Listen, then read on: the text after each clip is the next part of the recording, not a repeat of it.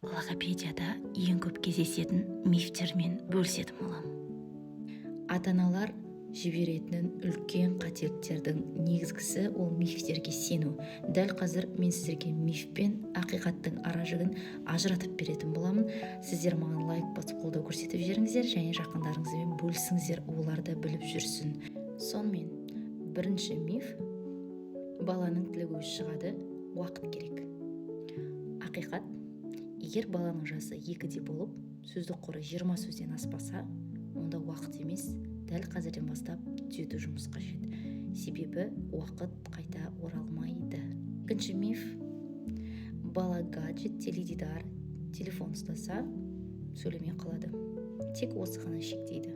Гаджет, телефон, теледидар ол негізгі себеп емес. Негізгі себеп баламен тілдік қарым-қатынастың азаюы.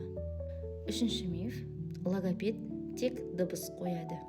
Дыбыспен ғана емес, баланың түсінуі, сөздік қоры, дауыс тембрі, дауыс екпін, күші барлығын қамтамасыз етеді. Яғни баланың тілдік жүйесімен жұмыс жасайтын маман. Ата-аналар осы мифтерге сеніп, баланың уақытын жоғалтып алуда. Ал ақиқат мүлдем басқа. Ал сіз қандай мифке сеніп жүрсіз? Комментарийге жаза кетіңіз.